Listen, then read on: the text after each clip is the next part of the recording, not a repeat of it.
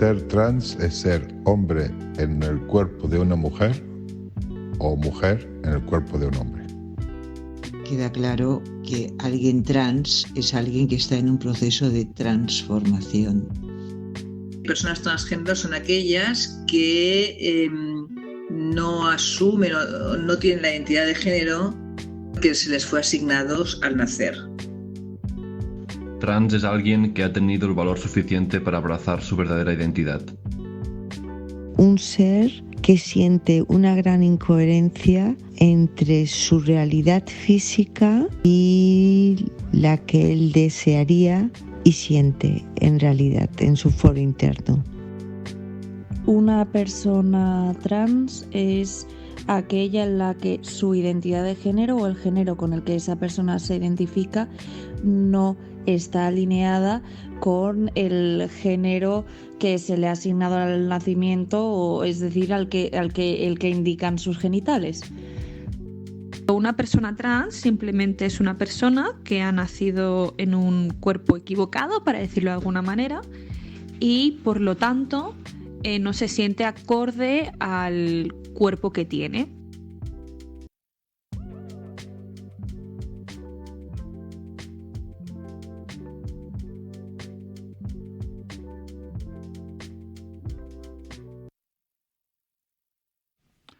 Buenos días, mi nombre es Luis Carlos Escobar, Mental Health Officer de SEAT, y en el día de hoy, el Día Internacional de la Seguridad y la Salud en el Trabajo, me complace especialmente daros la bienvenida a nuestra Masterclass Diversidad Trans y Salud Emocional.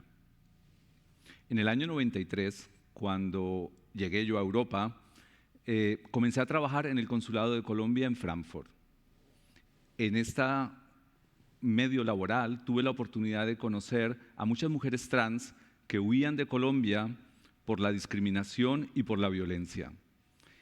Ellas huían con la esperanza de una vida mejor y de un mundo mejor en Europa. Desafortunadamente, para la mayoría de ellas, la única oportunidad que tenían de trabajar y de ingresar al mundo laboral era la prostitución. Por fortuna, el mundo ha cambiado mucho desde el año 93. El mundo en Europa y el mundo en general ha cambiado mucho y hoy tenemos ejemplos a seguir. Hoy tenemos modelos de personas trans exitosas en el medio laboral, personas que se convierten en ejemplos de vida, y por eso me complace hoy especialmente tener a nuestra invitada Silvia Pérez Pallarés. Silvia, bienvenida a la SEAT. Muchas gracias. Un placer estar aquí.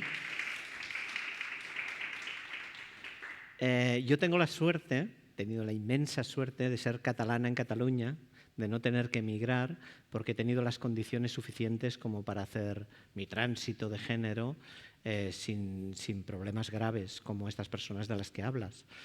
Que tienen que emigrar sin estudios, sin recursos personales para poder afrontar el mundo, y que acaban cayendo en la prostitución precisamente porque no tienen otra salida. Yo he tenido la inmensa suerte de que eso no me pasase. Quizás si estoy donde estoy es gracias a eso. Muy bien, Silvia. Tú te acabas de presentar como mujer trans. ¿Qué es trans? ¿Qué es una persona trans y cuál ha sido tu experiencia en la transición? Bueno, mira, a mí me ha hecho mucha gracia todas esas frases que hablaban la gente de lo que piensan que es una persona trans, porque en realidad una persona trans, hay miles de personas trans, cada persona es un mundo y su historia es diferente. Pero si nos basamos en la definición de persona trans es una persona que no está en el género que le asignaron al nacer. Al nacer ven una de tus características sexuales, que son los genitales, y deciden cuál va a ser tu género, si vas a ser una persona masculina o femenina, ¿vale? Que eso ni te hace hombre ni te hace mujer tampoco, porque dijéramos que hombre y mujer es como una mezcla de estas dos cosas. En los últimos años hemos observado un aumento de los trastornos psicológicos y las enfermedades mentales en las personas trans, un aumento aún mayor del que observamos en la población general. ¿A qué crees que se deba esto? Bueno, yo creo que el problema es el encaje en el entorno. O sea, hacer una transición de género es una cosa vamos, que yo considero maravillosa, porque al fin y al cabo es una mejora personal. Tú te deconstruyes y te vuelves a construir con una mejor versión de ti misma. Que esa versión nueva sea femenina o no sea femenina, o sea masculina, es otro tema, pero lo importante es que es un ejercicio que de hecho deberíamos hacer todo el mundo, de reconstruirse y mejorar cada día y buscar tu mejor versión, la que mejor encaja en el mundo. El problema te lo encuentras con la gente, que eso no lo entienden. ¿Por qué? Pues porque nos falta quizá pedagogía en este aspecto de entender lo que es una persona trans. Una persona trans, y me encanta el título que le habéis puesto a la ponencia, en la que no habláis de transexualidad, sino solo de trans, porque lo asociamos siempre al tema del sexo. Y a veces lo que más cambia es tu cerebro. Por ejemplo, en mi caso, una de las cosas que más ha cambiado ha sido mi forma de ver el mundo, mi forma de afrontarlo, mi forma de que el mundo me vea a mí. Sobre todo, cuando hablabas de cómo fue mi transición a veces sorprende porque te esperas que se hable de sexo, de operaciones, de hormonas, y sí que es verdad que todo eso está allí, pero mi cambio importante es afrontar el mundo en femenino. Eso es lo que ha cambiado mi vida. Y básicamente es donde está el problema, en que la gente por desconocimiento, porque precisamente tenemos todas estas opiniones que daban al principio la gente de la calle de lo que era una persona trans, no nos entiende. Y como no te entiende, lo que no entiendes normalmente lo apartas. Y eso provoca discriminación laboral, discriminación en la familia, de todo tipo. Entonces ahí es donde tenemos el problema. El problema no es en hacer una transición, el problema está en cómo tu entorno, en catalán diríamos entomará o cogerá esa transición, ¿no? Sí. Yo a veces me pregunto cómo podemos hablar de estos temas, de los problemas del colectivo trans y de los problemas de los colectivos de otras minorías, sin crear más estigma. Pues mira, la manera de no crear más estigmas es no llamarle problemas, seguramente. Sí, porque, por ejemplo, yo no sé si me habías visto cuando salí en TV3 en el programa Tabús, que yo, una de las cosas que signifiqué de aquel programa es que el casting estaba muy bien hecho. Y es porque todo el mundo que iba al programa Tabús, que en teoría había un estigma sobre su colectivo, eran súper positivos. O sea, no tenían problemas. Y bueno, y el colectivo LGTBI era el de menos, porque había gente con enfermedades terminales, con enfermedades mentales, había de todo tipo de personas muy estigmatizadas, y cuando veías a quién habían cogido para el casting, te dabas cuenta de que todos éramos súper positivos. No son problemas lo que tenemos, son dificultades a vencer, y ya está. Muy bien. Los que hemos mirado un poco tu página y tu biografía, sabemos que haces muchas cosas muy diversas, pero si yo te pregunto, ¿a qué te dedicas? ¿Tú qué me respondes? Yo me dedico a vivir lo mejor posible. No, y me dedico, yo toda la vida he hecho comunicación audiovisual, que es mi carrera principal. He estado en el mundo empresarial mucho, porque al dedicarme al marketing y todo esto, he conocido muchas empresas por dentro. Por lo tanto, dijéramos que es mi terreno, es el terreno donde me muevo bien y de donde saco les garrofes, ¿no? Que decimos en catalán, de dónde comer.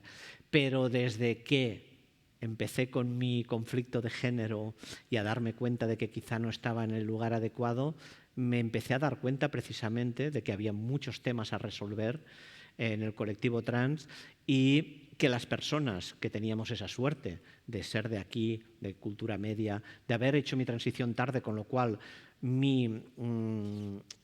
la parte principal de mi vida, donde te construyes académicamente y laboralmente, la viví como hombre y como tal tuve unas ventajas que son evidentes por ser del género masculino.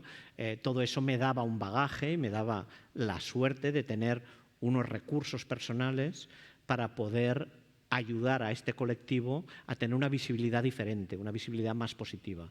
Que cuando nos digan, por esa puerta entrará una persona transexual, no nos imaginemos una vedette con plumas y con tanga de Juventons, ¿no? ¿Por qué? Porque es la imagen que tenemos. La imagen que tenemos es la de estas trabajadoras sexuales que tú hablabas, que no tienen otro recurso y no saldrán de allí hasta que los empresarios y las empresas entiendan que tienen unos valores que las pueden llevar a hacer otras cosas. Y que hoy en día hay personas trans que trabajamos en la empresa o que somos ingenieras o que somos todo tipo, o biólogos, hay de todo tipo. Y no solo mujeres, sino que también existen los hombres trans, la gente no binaria, etcétera, etcétera, que son gente súper válida, gente que tiene unos valores personales increíbles, porque si han hecho lo que han hecho, han de tener muchas pelotas para hacerlo, y eso es algo a valorar en un trabajador, mucho. Son personas constantes, son personas fieles, son personas muy agradecidas a quien les da una oportunidad porque normalmente se les niega, y todo eso son valores que en el currículum no salen, y eso es una lástima. ¿En tu vida personal has sentido discriminación negativa en las empresas, en el medio académico donde te has desenvuelto? Sí se nota, sí se nota. A ver, nadie te dirá directamente, yo no te contrato porque eres una persona trans, porque eso además sería ilegal, pero es evidente que las estadísticas cantan.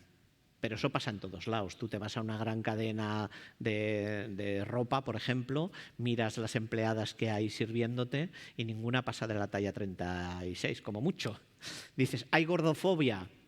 No la hay. O sea, seguramente a la persona de recursos humanos le caen muy bien las personas obesas, pero no las contrata. ¿Vale? Con las personas trans pasa lo mismo. Como tenemos este estigma de ser solo putas o coristas, pues claro, cuando te vas con tu currículum, yo qué sé, de que eres ingeniera a un trabajo de ingeniera y no creen que estés calificada y eso te descarta. Entonces sí que se nota. De hecho, la época que pasas en que tú empiezas tu transición y aún no te han cambiado el nombre en el DNI y tal, son épocas que casi ninguna mujer trans trabaja en esa época, porque no la cogen, porque tú vas a pedir el trabajo, pasas las pruebas, te dicen que sí, y a mí me ha pasado esto. Y cuando ven el DNI con un nombre masculino, dicen, bueno, pues ya te llamaremos y tal, y cogen al que tiene una coincidencia de género, porque contigo piensan que quizá tengan problemas. Puede pasar. Vamos a la academia, porque tú has trabajado con muchas universidades, con la Universidad de Barcelona, con la Universidad de Girona, con la Universidad de Lleida, y yo siempre he tenido la fantasía que en el mundo de la ciencia y de la tecnología las personas son más abiertas, las personas tienen suficiente información, las personas viven en un mundo como debería ser. ¿Es tu experiencia? ¿Cómo ha sido la experiencia con colegas y con estudiantes en las universidades? En general se rompen todos los estereotipos que tenemos y todos lo que creemos que tiene que pasar. Pensamos, por ejemplo, que una persona mayor tiene que tener una forma de pensar mucho más arcaica y mucho que una persona joven, y sin embargo yo personalmente los momentos de transfobia o de ver que no caes bien o que no gusta lo que tú eres, los he vivido más con gente más joven, quizá de mediana edad, que no con personas mayores, que a veces son más abiertas. O sea, no tiene mucho que ver. Y en el tema académico pasa lo mismo. O sea, y fíjate los conflictos que ha habido con los pueblos, a veces las guerras y tal. A veces las guerras se han producido en los países con mayor cultura. Y dices, hombre, mayor cultura te tiene que llevar a ser más... Pues no, no tiene por qué ser así. Las fobias vienen del miedo y el miedo lo tiene todo el mundo. ¿Vale? Entonces, ese miedo a que ocupen tu espacio, ese miedo a lo desconocido, precisamente porque hay un discurso erróneo de lo que somos, automáticamente la gente prefiere apartarte por si acaso. Yo he vivido en el @22 en una empresa una selección de personal en la que yo no había salido del armario y por lo tanto no sabían que tenían una persona trans allí en la reunión presentando currículums para un puesto de dirección de oficina y ver cómo uno comentaba, esta no, que me parece que es trans y aquí estamos todos casados. Y cuando oyes esta frase y todo lo que comporta, dices, ¿qué se está pensando que son las personas trans? Pues está pensando a la vedette del Paralel. O sea, está pensando en eso, o está pensando en estas chicas trabajadoras sexuales que no tienen otra salida. Y dices, bueno, claro, esto no me vale. para el trabajo que yo necesito. No quiero decir con esto que la discrimine, que no me guste esa persona, pero no me vale para este trabajo. Pero es porque tienes una idea equivocada de lo que es esta persona, simplemente. Sí. Yo me quedo con una idea equivocada, Silvia. Sabemos suficiente sobre las personas trans, y te lo digo porque he trabajado muchos años en la investigación médica y sé perfectamente que la mayoría de medicamentos, por ejemplo, se desarrollan con hombres jóvenes. A los estudios en los que se desarrollan los medicamentos se recluta a hombres jóvenes. Ya ni siquiera a las mujeres, que no estamos hablando de minorías. ¿Tú crees que sabemos suficiente de las personas trans? A ver, yo creo que no, de entrada por esto, porque lo primero que pensamos es en el cambio corporal y en los medicamentos y en los tratamientos y en el tránsito de género físico. Cuando la realidad es que eso es una parte, si es que lo es, que a veces ni es una parte del tránsito de una persona trans. Personas trans que ni se hormonan, ni se operan, ni nada de eso. Entonces dices... Y esto lo explicaremos quizá al final un poquito, que ya el por qué estamos confundiendo lo que es el sexo y el género.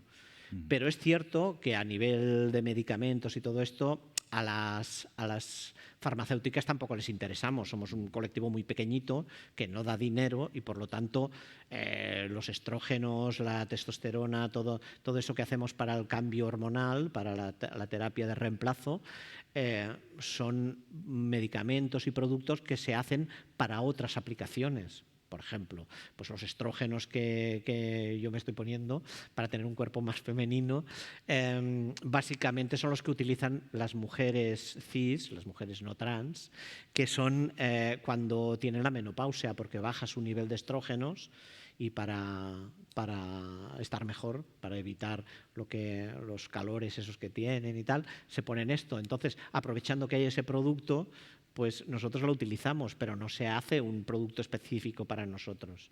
O sea, ese imaginario popular erróneo que hay de que las farmacéuticas están detrás del lobby trans para poder patrocinar que esto... Pues si no somos negocio, o sea, no somos negocio, por lo tanto no hay ninguna farmacéutica detrás.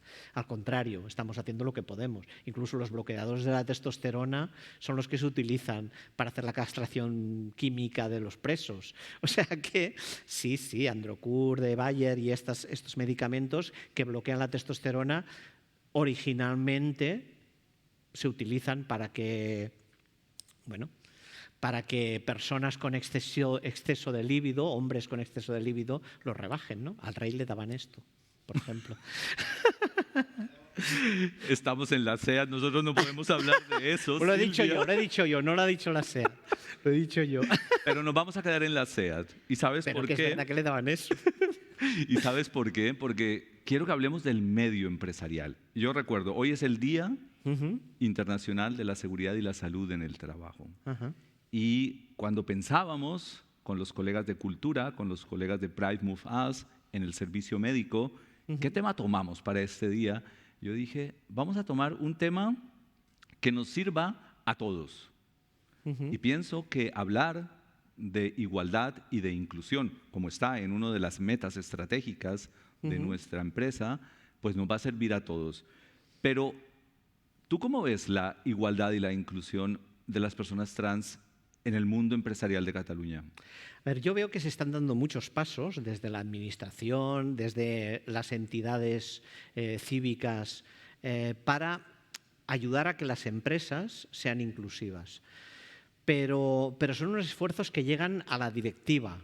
O sea, tú contactas con una empresa y le dices, oye, mira, ¿qué tal? Que se han de contratar personas trans porque tienen un ratio de paro elevadísimo. Entonces, bueno, hemos de promocionar esto. Incluso desde la Generalitat se están haciendo subvenciones para que las contrates, etcétera, etcétera, lo cual está muy bien, igual que pues, a otros colectivos desfavorecidos. ¿Cuál es el problema? El problema de la persona trans es que precisamente por ser incomprendida, está muy bien que la contraten, pero después ha de convivir con unos compañeros de trabajo en unos equipos que no están preparados para la diversidad. Y hablo de la diversidad en general, porque no solo somos las personas trans, hay muchos otros colectivos desconocidos, claro, que no sabes las necesidades que tienen, que no sabes cómo piensan, etc. Y entonces es en esos equipos donde puede producirse el choque y puede hacer que las personas trans no acaben de integrarse. ¿Vale? ¿Pero por qué? Porque es un problema sexual. Es que volvemos a lo mismo, no es un problema sexual, es un problema de personalidad. O sea, una persona como yo, que durante 50 años ha vivido como hombre y ahora vive como mujer, no participa en la comunidad como una mujer que haya vivido como tal toda la vida. A mí me han educado como hombre y como tal tengo unas características personales diferentes, y esto choca a veces con lo que la gente espera de nosotros. Es decir, bueno, tenemos una secretaria, pero resulta una secretaria que es súper cañera, que es una tía que, ojo, cuidado, ¿no? Es capaz de hacer chistes de cosas guarras y es capaz de, lo que te decía el otro día, irse de vacaciones a coger la moto sola, a hacer curvas por el Pirineo. Esto aquí no lo ves mucho, sí que puede haber alguna chica, pero no hay muchas. Entonces, claro, somos un poco diferentes, es verdad. Y entonces, bueno, pues encajar la diferencia es difícil. Por lo tanto, yo abogo porque a mes, además, a las empresas se haga mucha pedagogía interna de lo que es una persona trans. O sea, conocimiento. Tú has hablado de los equipos de trabajo, y los equipos de trabajo tienen un papel muy importante en la salud psicosocial de las personas. Eso lo sabemos por la evaluación de riesgos psicosociales y por toda la teoría que manejamos las personas que trabajamos en esto, en salud psicosocial en las empresas. ¿Qué riesgos ves? El que esos equipos, probablemente los jefes, los líderes, tampoco estén suficientemente preparados para la inclusión, para la diversidad. ¿Qué riesgos ves tú para la salud de las personas trans? Bueno, el principal riesgo es lo que estamos viendo en los resultados, lo que tú decías de las depresiones, bajas por depresión, incluso se habla de suicidios en edades jóvenes, por ejemplo, en los colegios pasa. Al fin y al cabo, un colegio no deja de ser como una empresa, es un sitio donde vas por una obligación, que tienes que hacer unas cosas con una gente que está impuesta, no la escoges tú. Entonces, te has de llevar bien con la gente que tienes alrededor. Y bueno, y nos pasa esto, pasa que el encaje es difícil y que a veces pues, se producen situaciones de bullying, a veces se producen situaciones de poca colaboración, de poca ayuda a que esa persona se integre. Y entonces, pues el resultado es, pues esto, problemas sobre todo estructurales, incluso del equipo. O sea, para la propia empresa es malo esto, porque un equipo bien cohesionado rinde muchísimo mejor. Entonces, la diversidad es básica en la empresa. Incluso yo, por ejemplo, que vengo del sector del marketing, yo sé que en ventas no es lo mismo tener 5 vendedores blancos, jóvenes, todos iguales, que tener diferencias de raza, diferencias de edad. ¿Por qué? Porque es que llegas a muchos más sectores. Claro. O sea, tu producto llega más lejos. Es evidentísimo eso, que la diversidad es positiva. En marketing se nota muchísimo, pero es que en muchos otros sectores lo mismo. En cualquier taller, en cualquier oficina. O sea, cuando funciona bien el equipo, ¿vale? Y por eso las empresas dedican tantos recursos a hacer cosas que mejoren la vida de las personas. Porque si la persona está bien, el equipo rinde. Claro. Entonces, bueno, pues un equipo que no te apoya, un equipo en el que te ves discriminado, pues acaba pasándote factura psicológica, ¿no? Es evidente. Y porque estamos obligados a cuidar de la salud de nuestros trabajadores. Claro. Tú has mencionado el suicidio, y a mí una cifra que siempre me aterra es que el suicidio es la principal causa de muerte, o una de las principales, de muerte temprana en el colectivo LGTBI. Y cuando uno lee las cartas, las personas que se suicidan normalmente dejan una carta, allí muchas veces se menciona el contexto empresarial, la incomprensión o la discriminación o la dificultad para desarrollarse laboralmente. De esa, que es la pandemia que nos aqueja en este momento, la pandemia de salud mental, que a propósito no empezó después del COVID, es algo que ha empezado hace mucho, mucho tiempo. Un solo dato, en el año 2000 los Estados Unidos declaran la depresión como epidemia nacional. Y desde entonces se ha hecho mucho por tratar de combatir esta epidemia silenciosa, y no se han logrado los resultados que quisiéramos, y el COVID ha sido naturalmente desastroso. Todos sabemos que el COVID ha disparado los trastornos psicológicos y las enfermedades mentales en la población general. ¿Tú qué crees que haya pasado con el colectivo trans, especialmente en aquellos meses del confinamiento, de la reducción de interacciones sociales? Bueno, yo lo viví bastante intenso, porque a mí me pilló en Barcelona viviendo de alquiler en una habitación que no debía hacer más de 2 por 2 metros, cabía justita la cama. Y si miras mi Instagram, está allí una foto vista desde arriba que se ve lo pequeña que era, que no tenía casi ni luz y lo pasé bastante mal. pero aún así entiendo que hubo dos problemas básicos en el colectivo, y uno es, el primero, la inestabilidad económica que produce, la inestabilidad laboral, hace que si no puedes salir a ganarte la vida, tengas un problema.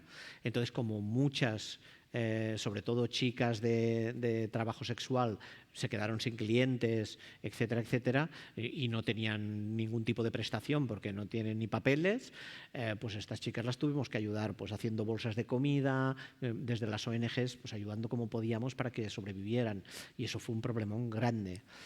A nivel psicológico, yo pienso que las personas trans somos muy resistentes, muy resilientes, y quizá los momentos así de introspección los afrontamos mejor. Yo lo llevé muy bien. Yo en ese tiempo me hice las cápsulas trans de YouTube, hay unas que tengo colgadas muy chulas, me las hice durante el confinamiento, pensé a ver qué podía hacer y me puse a grabar vídeos. Pero tenemos esta facilidad a introvertirnos porque nos hemos quedado muy solas en nuestro tránsito. O sea, la mayoría de veces pierdes la familia, pierdes los amigos o parte de ellos, y tienes que afrontar todo eso tú sola. Entonces, estás como muy acostumbrada a los problemas en los que tú te lo guisas y tú te lo comes. Y creo que quizá psicológicamente no nos ha pasado tanta factura como a otros colectivos de la comunidad. Claro. En SEAT queremos proteger a todos nuestros trabajadores, especialmente a aquellos que vienen de minorías, de colectivos especialmente discriminados.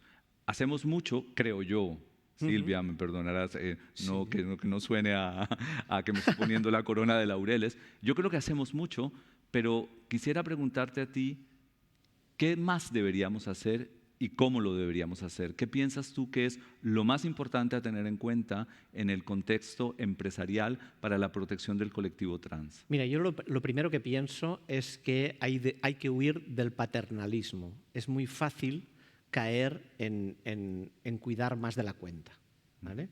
Antes, fuera de cámara, hablábamos del tema de cómo decir las cosas, de cómo nombrarte, oye, que no somos bebés, pero quiere decir que a mí, o sea, eso de hacerse el ofendidito es para Twitter. Quiero decir, en la vida normal, si a mí me tratas en masculino, pues me quejaré o lo que sea, pero no me sentiré afectada, ni me deprimiré, ni me pegaré un tiro porque me traten en masculino. Lo que haré es intentar que me traten como yo quiero y punto. ¿Vale? Como el día que me puse las prótesis de mamas, ese día ya todo el mundo me llamó en femenino y ya estuve contenta. Pues a veces haces esto, haces un tránsito físico para que la gente te trate como tú quieres, pero es lo que decíamos, no son problemas, son situaciones a resolver. Entonces, pero no es fácil, Silvia, discúlpame que te interrumpa. Preparando esta clase y preparando la diapositiva con tu presentación, yo escribí automáticamente miembro del equipo técnico de la Cámara, y después leí y dije, no, yo no puedo escribir miembro para una persona trans. Entonces escribí miembra. Dije, no, miembra menos. Entonces busqué colaboradora, como buscando palabras. ¿Cuál será la palabra políticamente correcta? Y tú me dijiste, miembro. Cámara, y es miembro, porque así es que hablamos en castellano. O no soy un miembro de la Cámara. Pues claro que sí lo es. El lenguaje es el lenguaje. Entonces, hacernos los ofendidos por esto a mí me parece una tontería. Quiero decir, es lo que decíamos, hay que mirárselo en positivo, y lo que hay que hacer es ir haciendo pedagogía de lo que es mejor para el trato con los demás. O sea, por ejemplo, se ha montado mucho pollo a nivel político con el tema del todos, todes y totis, ¿no? Oye, yo con la gente que conozco que es no binaria lo empleo, el totis. ¿Y qué?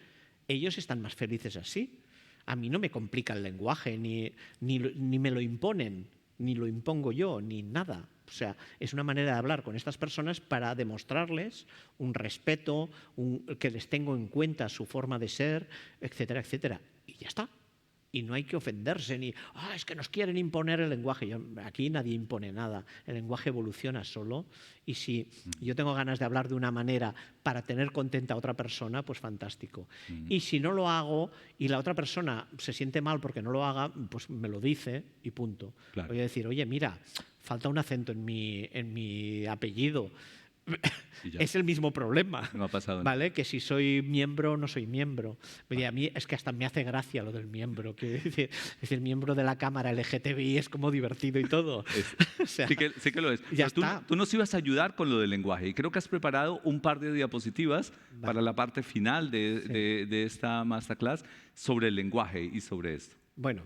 Te doy la palabra. Venga, mira, vamos a ver esto.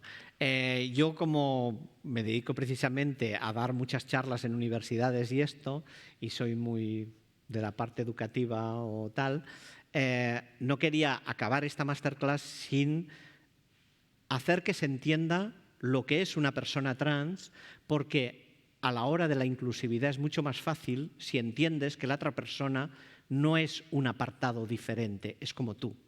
Sí, el gran problema de estas charlas es que estamos tratando al colectivo como si fuera una cosa aparte. Es decir, hay los hombres, las mujeres y las trans.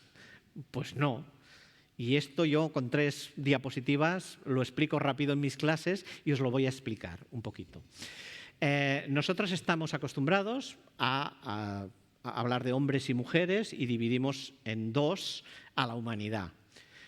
Pero nos damos cuenta de que la raza humana, además de lo que es su sexo biológico, ¿no? Lo que es macho y hembra, también tenemos la capa de sociabilización, lo que llamamos el género, que es un constructo cultural.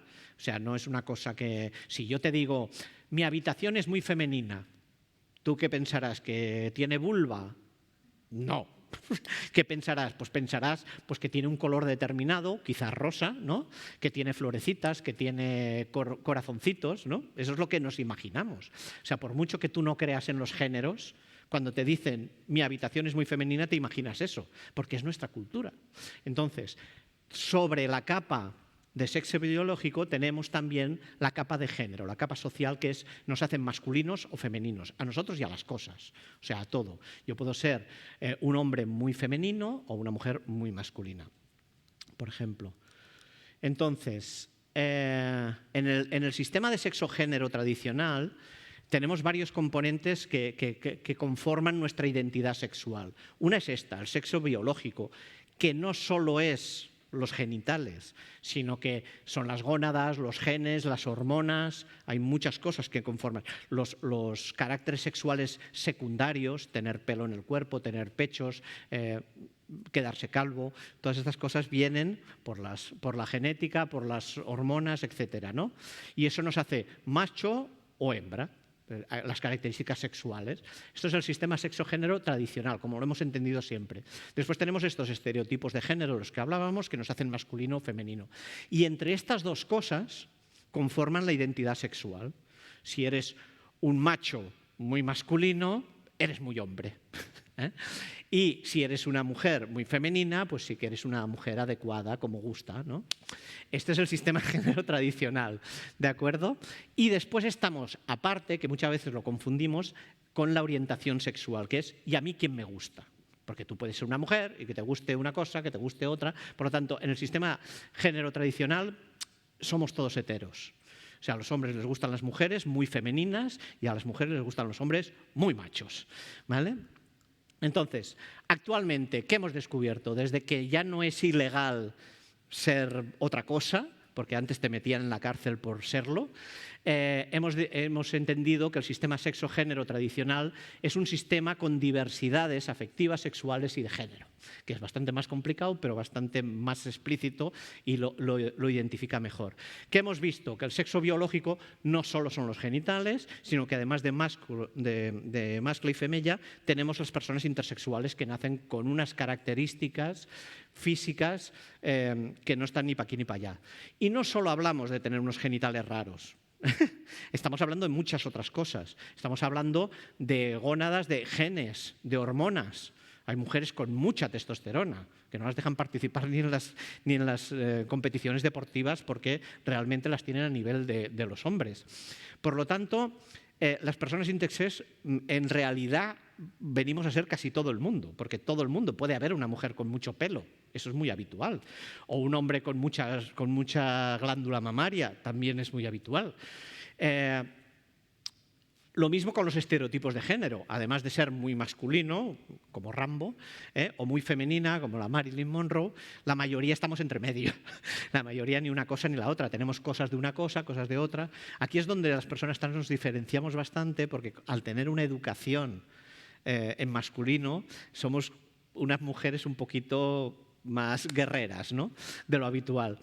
Pero bueno, hay de todo, hay gente no binaria, hay gente de género fluido, que ahora son más para aquí, más para allá. O sea, gente de esta que la ves y dices, no sé si es una mujer o un hombre, porque tiene una expresión de género diferente. Bueno, también nos hace diversas. ¿Eso qué hace? Pues que esta, bueno, y después no hablemos de las orientaciones sexuales, ¿no? Ser hetero o ser homosexual, ser bisexual, pansexual, asexual, sapiosexual, y hay 50.000 calificaciones. Empieza a mezclar esto, y verás que no hay dos personas iguales. O sea, ¿dónde están las personas trans? Las personas trans están en todos lados. O sea, si es que en realidad todos somos un poquito trans y todos somos un poquito cis. Cis quiere decir no trans, ¿vale? Es otro prefijo latino. ¿Vale? Para esto nos va muy bien la galeta del género. ¿Por qué hacemos la galeta? Bueno, pues es un juego de palabras que hacían los anglosajones de la gingerbread, que hacen ellos en Navidad, que es la galleta de jengibre, hicieron la genderbread, ¿no?, que es la galleta del género. Yo lo he puesto en catalán, que es más nostrat. Y nos demuestra un poquito cómo todo el mundo encajamos en un sitio o en otro, no solo las personas trans. Para definir nuestra identidad sexual tenemos 4 cosas básicas, que son: una, lo que habíamos hablado, ¿no?, las características sexuales, físicas, biológicas, ¿no? Otra, nuestra orientación, que es lo que nos gusta; la identidad, que es lo que somos, que estamos convencidos, no lo que yo me creo, lo que yo sé, lo que yo siento. Yo me siento mujer, no. Una persona trans no se siente mujer. Una persona trans realmente piensa y vive y es una mujer, ¿vale? Y otra cosa es la expresión, lo que parezco, porque yo puedo ser una cosa pero parecer otra. O sea, yo hace 5 años de verdad que parecía un hombre, o sea, pero mucho, llevaba hasta barba y bigote, ¿vale? Pero mi identidad seguía siendo la que es ahora, ¿vale? Como ya hemos hablado de que no podemos definir si somos mujeres o hombres de una forma 100%, porque tenemos muchos componentes, nuestra identidad de género puede ir en una escala de una punta a la otra. Dice, ¿qué soy? Pues soy, la identidad de género también puede ser pues no binaria, fluida, lo que decíamos, ¿no? ¿De acuerdo? Con la expresión de género nos pasa lo mismo. Yo puedo ser una mujer pero vestirme de tío y parecer un hombre, o viceversa, ¿vale? Con lo cual puedo tener una expresión muy masculina, muy femenina o andrógena. Esto, como es género, es un tema muy cultural. O sea, el tema de que yo me pinte los labios en España me hace femenina, pero puede haber otra cultura en la que no. O me pinte las uñas, o me ponga tacones. En el siglo XV en Inglaterra y en Francia, los reyes llevaban tacones y era un símbolo de poder llevar tacones. No es lo mismo que ahora. Por lo tanto, es una cosa que es del momento y en nuestra situación, ¿no? El sexo biológico pues pasa lo mismo, puede ser macho, hembra, intersexual, ¿vale? Y no solo se refiere a los genitales, sino a todas las características sexuales. Y en la orientación sexual lo mismo, puede ser hetero, homosexual, bisexual, ¿no? Quien me gusta y puede ser muy variable. ¿Qué pasa? Que si os miráis, vosotras, seguro que estáis aquí, en esta escala, en un punto o en el otro, pero aquí está todo el mundo, no solo están las personas trans. Y esto es lo que hemos de transmitir un poco con nuestra pedagogía, dentro de los equipos, dentro de las empresas, dentro de las instituciones, en todos sitios, en los colegios, la idea de que todos somos iguales. Es lo que nos pasa con las razas. Las razas no se dividen entre blancos y negros en el mundo. En el mundo hay muchas más variedad de colores de piel. Exacto, hay latinos, hay indios, hay orientales. Por lo tanto, dividir en dos cajones una cosa que ya sabemos que es súper variable, que no hay dos personas iguales, es una tontería. Entonces, discriminar por ello también. Cuando entendemos esto, nos es mucho más fácil aceptar la diversidad en nuestros equipos. Y ya está. Y esto es. Pues muy bien, Silvia. Con eso nos quedamos. Y lo vamos a decir muy claro y muy duro. En SEAT encajan todos. Y cuando encajamos en nuestro equipo de trabajo, protegemos la salud mental de nuestros trabajadores y protegemos nuestra salud mental. Yo quiero dar las gracias a todas las personas que han colaborado en la organización de esta masterclass, al Departamento de Cultura, a Pride Move Us, al Servicio Médico, especialmente a David Sancha. Y antes de terminar, pero sobre todo, mira, se me va a olvidar lo más importante, quiero darte las gracias a ti, Silvia. Ha sido un gran placer, es un gran placer tenerte aquí, porque un par de minutos todavía te tenemos. Vamos con las preguntas del público presente y del público online.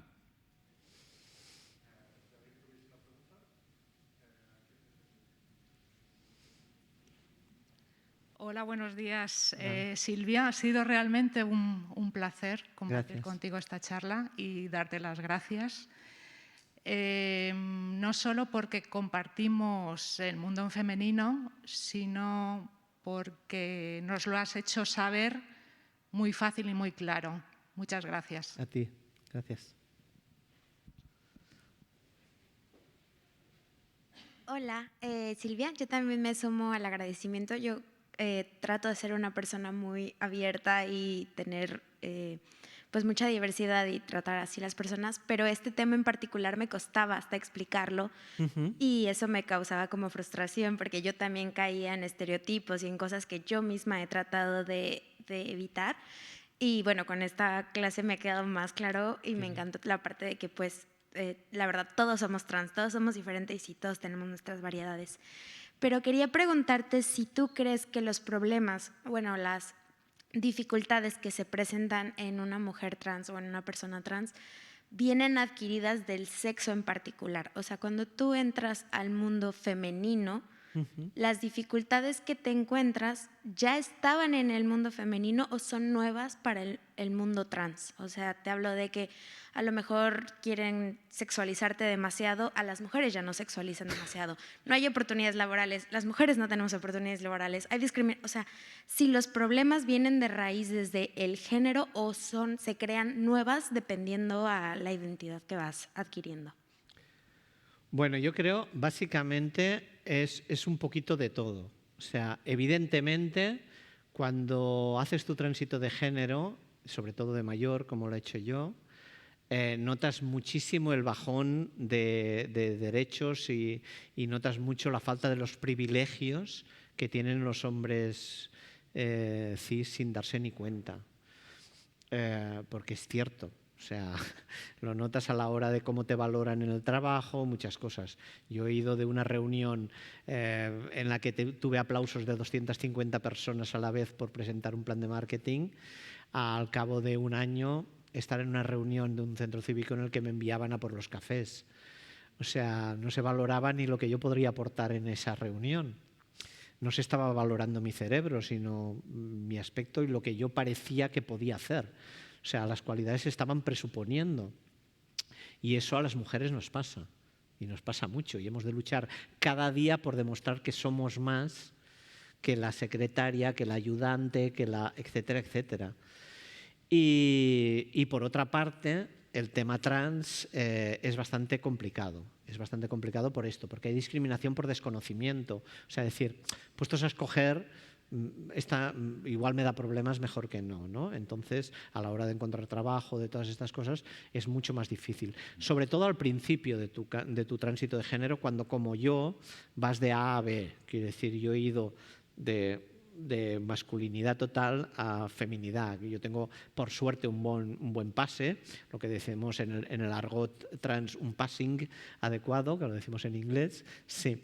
De manera que yo voy por la calle y la gente no me mira, no piensan que soy una persona trans. Si yo no lo digo o no están específicamente mirando si lo soy, yo paso desapercibida, con lo cual eso es mucha ventaja, pero evidentemente hubo un tiempo que no era así. Cuando yo empecé a hacer mi tránsito, al principio pues lo que parece es un hombre vestido de mujer, punto. Y eso parece como muy raro. Y que conste que los travestis, crossdressers y tal, los consideramos dentro del colectivo trans, porque al fin y al cabo son personas con diversidad de género, que es como me gusta a mí llamar al colectivo trans, personas con diversidad de género. ¿Qué quiere decir esto? Pues que no acabas de encajar en el género que te asignaron, aunque sea a ratos, o aunque sea solo en la expresión, o aunque sea solo en algunas cosas. Entonces, ese momento es muy duro porque te das cuenta de la discriminación trans que hay. O sea, yo en ese momento me divorcié, me fui a vivir sola y tardé 6 meses en encontrar una habitación en Barcelona de alquiler, sin hablar del precio, ¿eh? O sea, ya de entrada, cuando llamas y dices, hola, soy Silvia, automáticamente te dicen que no está libre la habitación. ¿Por qué? Porque piensan, uy, ¿no? Esta me montará fiestas porno y me hará aquí, porque solo piensan en eso, en la parte de transexual. Por eso agradecía el título de que habláramos de trans, porque lo enfocamos todo al sexo y el sexo puede ser una parte muy pequeña de tu transición.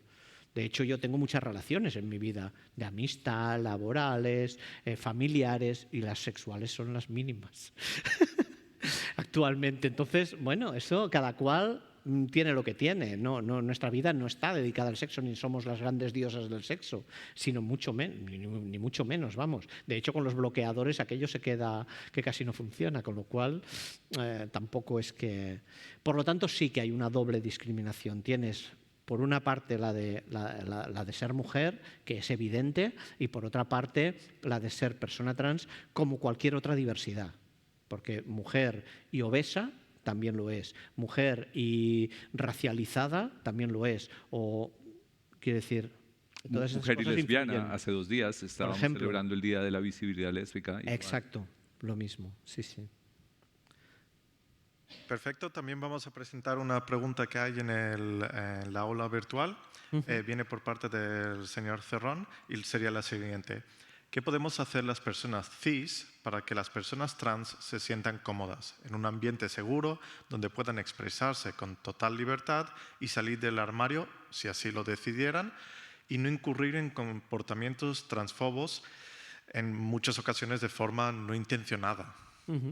Bueno, es un poco lo que te explicaba antes con cómo se acogen las empresas a las personas trans. Pues pensando que son como nosotras. O sea, la explicación iba para eso, para que nos demos cuenta de que, bueno, pues una persona igual que nosotros, ¿no?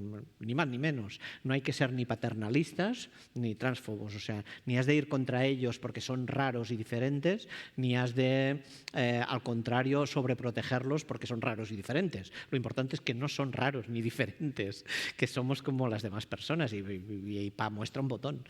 Quiero decir, así de claro. Simplemente hay que tratarlos con la máxima normalidad.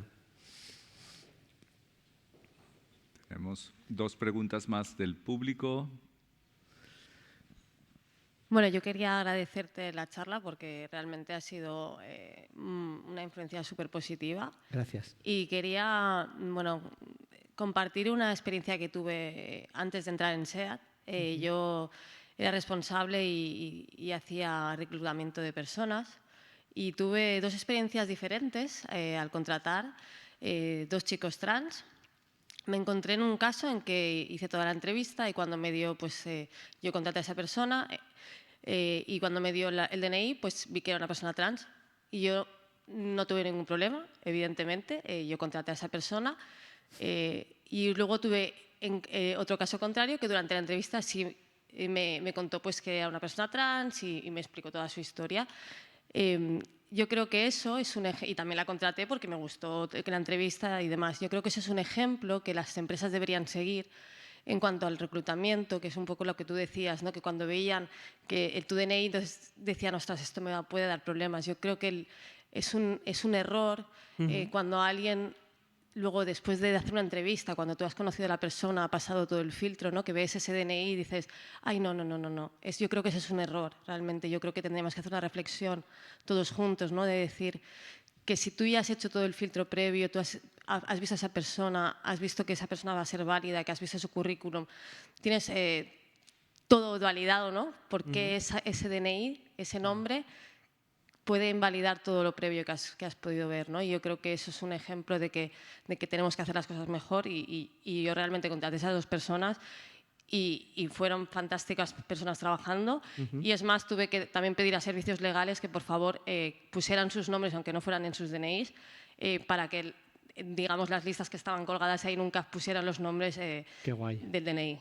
Mira, esto es una parte importante de lo que pueden hacer las empresas, es cuidar que esto a nivel institucional, la Generalitat ya lo está haciendo, intentar que los formularios, intentar que todos los sitios donde sale el nombre de la persona trans salga el nombre sentido y no el nombre registral, porque a veces, y actualmente con la legislación actual, tardas de 2 años a 2 años y medio podértelo cambiar. Entonces, es muy importante y me alegra que haya ejemplos como el tuyo porque a veces no pasa esto. Yo, de hecho, digo que cuando enseñas el DNI tendría que ser como enseñar un máster más en tu currículum, ¿no? Es como decía, además tengo un máster de vida. Soy suficientemente fuerte, resistente y tal como para enfrentarme a todo para ser yo misma.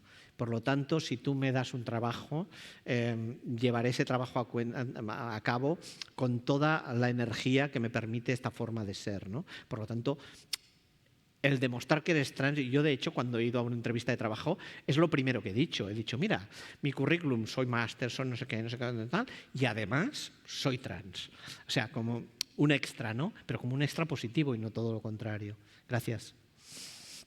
Tenemos una última pregunta en sala. Sí, bueno, yo he venido porque soy una novata en el tema y tengo ahora la gran responsabilidad de criar a 3 niños pequeños, entonces quiero como empaparme de todo lo que pueda. Entonces, igual es un poco complicado, pero la diapositiva que has... O sea, ¿cómo le explico yo la diapositiva, la última que has explicado? O sea, a mi hijo de 6 años, ¿esto cómo se lo explico yo?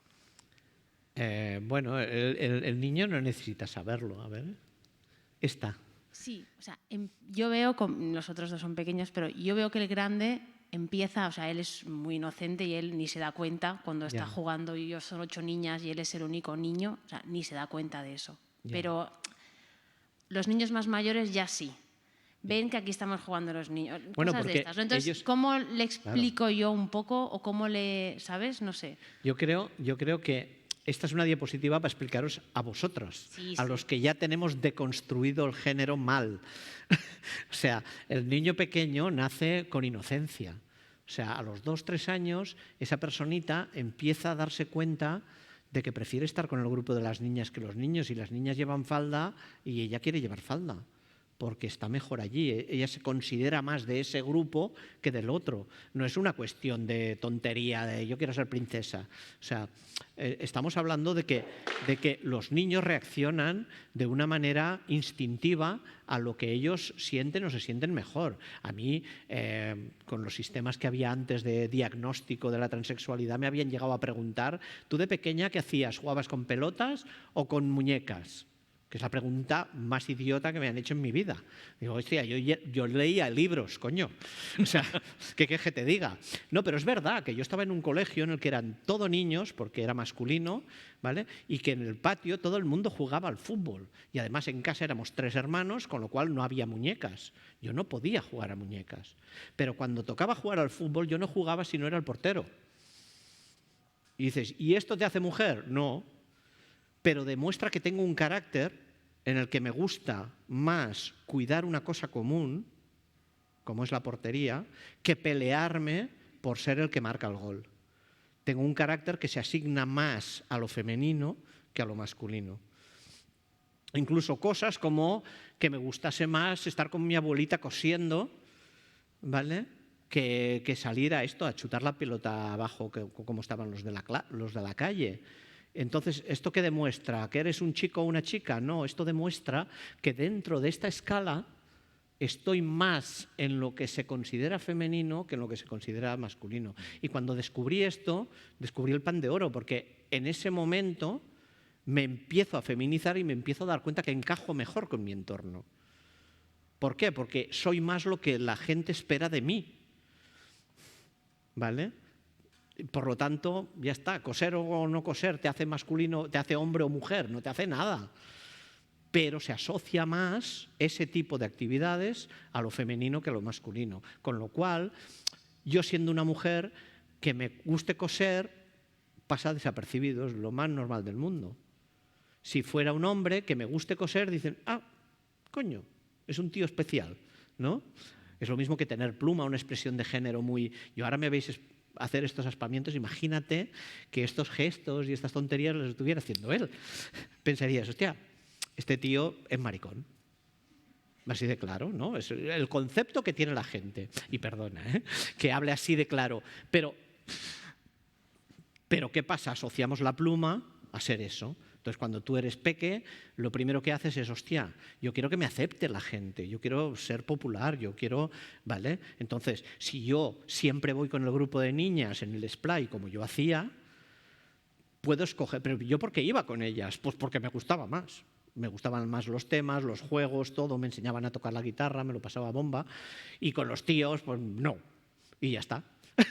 Y entonces, claro, tú has de escoger, en clase son muy crueles, y si vas con las chicas tienes dos opciones, o eres el maricón que va con las tías, o eres el ligón que va con las tías, y te empiezas a poner esa capa de masculinidad tóxica que a quien más daño haces a ti mismo, porque no estás siendo tú. Y cuando descubres que si te sacas eso, pues tampoco eres tan vulnerable, simplemente encajas mejor, eres más tú, eres más natural, no llevas esa capa. Y cuando te das cuenta de esto, pues entonces los niños lo que hacen es evolucionar, lo que hay que hacer es evolucionar sin estigmas de género.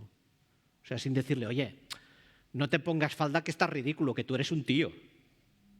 Ese es el problema que tenemos, que la sociedad nos va diciendo esto. Y a pesar de que tú como madre o vosotros como padres querráis hacerlo lo mejor posible, tendrá un entorno con una presión que le llevará seguramente a, si es un macho, masculinizarse, y si es una hembra, feminizarse, ¿vale? Pero es porque es nuestra cultura y la sociedad le imbuye esto. Entonces tú en casa lo que has de intentar es ser lo más... Y si el niño pide un vestido rosa, pues hacerle entender que eso es súper guay, pero que le va a traer problemas con ciertas personas que no son tolerantes con eso. Y ya está. Y entonces uno sabe si se enfrenta al mundo o no se enfrenta. Por eso decía lo de las personas trans, son personas resistentes a la opresión, porque la tienes continuamente. O sea, hay mucha gente que no soporta que yo sea lo que soy. Y entre ellos familiares y gente muy cercana, porque cuestiono su modus vivendi, su estatus, su forma de ver el mundo. Y cuestionar eso, y sobre todo cuando hablas de masculinidades, es complicado, ¿vale? Porque cuando hablas de masculinidades, las masculinidades son muy, muy delicaditas. Entonces, que a alguien le digas, yo no quiero ser como tú, le hace pensar que ser como él yo considero que es malo, y eso no es verdad, pero él lo piensa y entonces te agrede o va contra ti o se produce la transfobia, que es muy habitual, pero igual que la homofobia, que todas las fobias nacen de lo mismo, del miedo a que el diferente rompa tu estatus. Creo que sí, más o menos. Sí. Nuevamente muchas gracias a todos, a ti Silvia, de una manera muy especial, serás siempre bienvenida en la SEAT y hemos aprendido hoy que la diversidad protege nuestra salud mental y con eso nos quedamos. Muy buenas tardes a todos.